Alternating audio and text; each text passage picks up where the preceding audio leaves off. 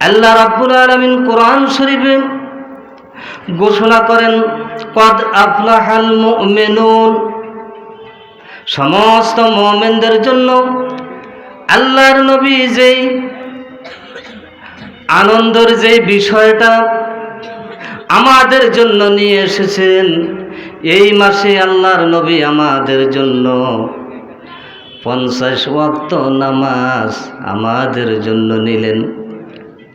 কিন্তু আল্লাহর কাছে তিনি দরখাস্ত করে করে 5 ওয়াক্ত নামাজ বিশেষ একটা নেয়ামত আমাদের জন্য আল্লাহর নবী নিয়ে আসলেন। আল্লাহ তাআলা বললেন, আপনার সমস্ত উম্মতদেরকে বলে দিয়েন, যারা 5 ওয়াক্ত নামাজ গুরুত্ব সহকারে সময় মতো জামাতের সাথে আদায় করবে, আমি আল্লাহ রব্বুল আলামিন তাকে 50 ওয়াক্তের সওয়াব দিয়ে দিব। জোরে কর না সুবহানাল্লাহ। এরকম একটা গ্যারান্টি নিয়ে আমার নবী, বিশ্ব নবী মুহাম্মদ রাসূলুল্লাহ সাল্লাল্লাহু আলাইহি সাল্লাম এই দুনিয়াতে আগমন করলেন।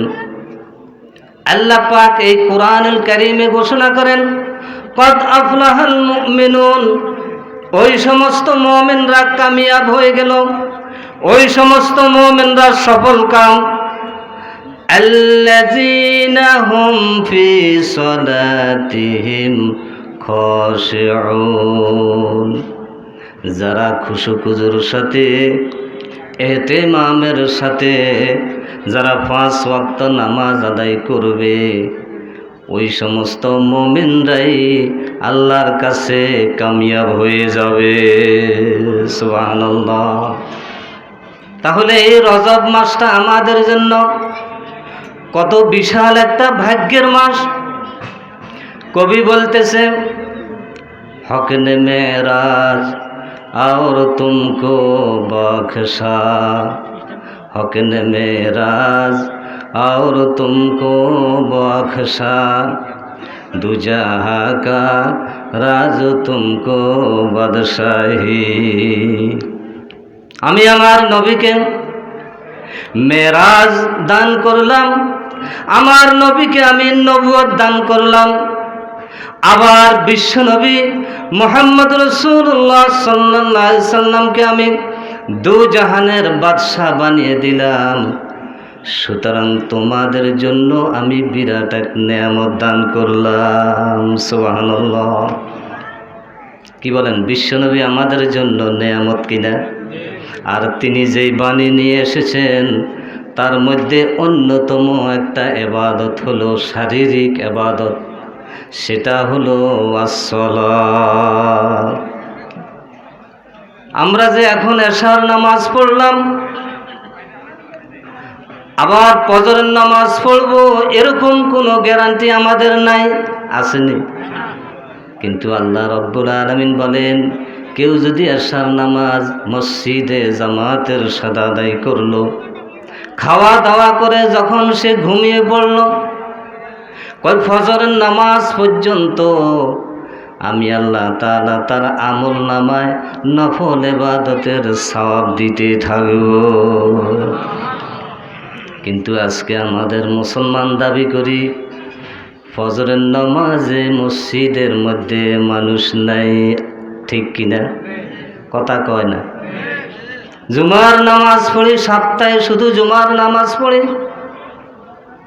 মনে চাইলে 1 ওয়াক্ত নামাজ পড়ি, আবার কেউ আছে বাৎসরিক নামাজ পড়ি, কেউ আছে শুধু ঈদের নামাজই পড়ি, আর নামাজের কোনো খবর নাই। আল্লাহ রাব্বুল আলামিন ঘোষণা করেন, তোমার এই নামাজের কোনো কামিয়াবি আসবে না, কারণ আমি ঘোষণা করে দিয়েছি কদ আফলাহাল মুমিনুন, ওই সমস্ত মুমিনরাই সফল হয়ে যাবে। আল্লাযীনা হুম ফি সালাতিহিম খাশিউন, যাদের মধ্যে আমি আল্লাহর ভয় আছে, যাদের মধ্যে মরণের ভয় আছে, তারাই আমাকে ভয় করবে, তারাই আমার নামাজ আদায় করবে খুশুখুজুর সাথে। ইয়া আইয়ুহাল্লাযীনা আমানু তাকুল্লাহ হাক্কা তুকাতিহি ওয়া লা তামুতুন্না ইল্লা ওয়া আনতুম মুসলিমুন। কোরআনে আছে না নাই? কথা কয় না, কোরআনে আসেনি? আল্লাহ রাব্বুল আলামিন ঘোষণা করেন, ইয়া আইয়ুহাল্লাযীনা আমানুত্তাকুল্লাহ, হে ঈমানদাররা তোমরা আমাকে ভয় করো, হাক্কা তুকাতিহি ভয় করার মতো আমাকে ভয় করো, ওয়ালা তামুতুন্না ইল্লা ওয়া আনতুম মুসলিমুন, তোমরা মুসলমান হওয়া ছাড়া তোমরা আমার কবরে আসিও না। কার কথা? ও ভাইরা, একদিন আমরা সকলেই এই দুনিয়া ছেড়ে চলে যাব, কেউ থাকতে পারবো না। কি বলেন, পারবো? সন্দেগুই বাগমান বুস্তান মান, সন্দেগুই বাগমান বুস্তান মান, এই নগরী গোর গোরস্তান মান। কবি বলতেছে যে তোমরা দুনিয়ার আজকে টাকা পয়সা, ধন দৌলত, জাগা জমি, গাড়ি বাড়ি, তোমার সন্তানাদি সব দিকে তোমার, আজকে তুমি শুধু আমার আমার বলতেছ, কিন্তু কবরস্থানে যে তোমার স্থান হয়ে যাবে চিরজীবনের জন্য, তুমি ওই স্থানটা তো একবারও বললে না যে এটা স্থানটাই আমার হবে। কি বলেন? আমরা বলি আজকে আমরা টাকার পিছে ঘুরি, নেতার পিছে ঘুরি, আমরা আজকে বাড়ি গাড়ির পিছনে ঘুরি, কিন্তু আমার যে আসল যে ঠিকানা, ওহে দুনিয়ায় মুসাফির হায় কবর আখের ঠিকানা, কুই আগে রওয়ানা হয় কুই পিছে রওয়ানা। অসংখ্য মানুষ চলে গেছে এই বৎসরে, চিন্তা করুন, অসংখ্য মানুষ চলে গেছে, কিন্তু একদিন আমরাও এই ময়দান শূন্য হয়ে যাব, আমরাও কেউ থাকতে পারবো না।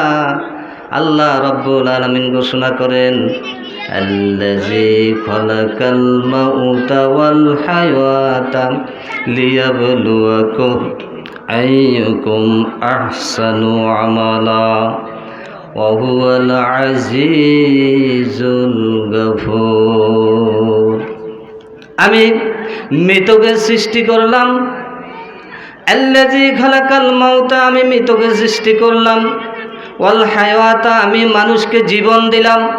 এই জীবনের মধ্যে যদি সে নামাজ করে, রোজা রাখে, হজ করে, নেক আমল করে, সৎ কাজের আদেশ দেয়, অসৎ কাজ থেকে মানুষদেরকে ফিরিয়ে রাখে, তাহলে ওরাই সফল কাম হয়ে যাবে, ওরাই পুরাপুরি ইমানদার হয়ে যাবে, যাদেরকে আল্লাহ তাআলা বলছেন আল্লাযী খালাকাল মাউতা ওয়াল হায়াতা লিয়াবলুয়াকুম আইয়ুকুম আহসানু আমালা।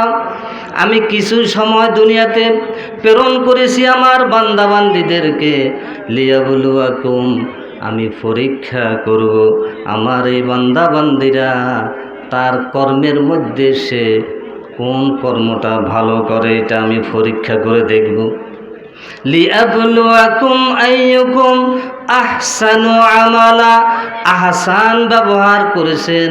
তাফসীর কারক বলতেছেন আল্লাহ আমাদের আমল বেশি হোক এটা চায় না, বরং আহসান শব্দের অর্থ হলো আমার সকল আমলের মধ্যে উত্তম কোন আমলটা আল্লাহর সন্তুষ্টির জন্য কিনা, সেটাই আল্লাহ তাআলার কাছে বিবেচ্য বিষয়।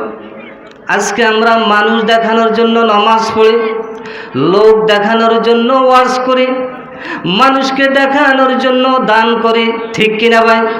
কিন্তু আল্লাহ রাব্বুল আলামিন ঘোষণা করেন লিয়াবলুয়াকুম আইয়ুকুম আহসানু আমালা, সকল আমলের মধ্যে উত্তম ওই আমল হবে যে আমলটা আমি আল্লাহর জন্য সন্তুষ্টি করলো, আমার রাসূলের সন্তুষ্টি যে আমলের মধ্যে থাকবে। লিয়াবলুয়াকুম আইয়ুকুম আহসানু আমালা ওয়া হুয়াল আজিজুল গফুর। আমি আল্লাহ তাআলা ওই বান্দা যদি সঠিক একমাত্র আমি আল্লাহর সন্তুষ্টির জন্য যদি আমল করে, ওহুল আজিজুল গাফুর, আমি আল্লাহ তাআলা হলাম অত্যন্ত ক্ষমাশীল, অত্যন্ত পরাক্রমশালী, আমি আমার বান্দা বান্দীদেরকে মাফ করে দিব। সুবহানাল্লাহ।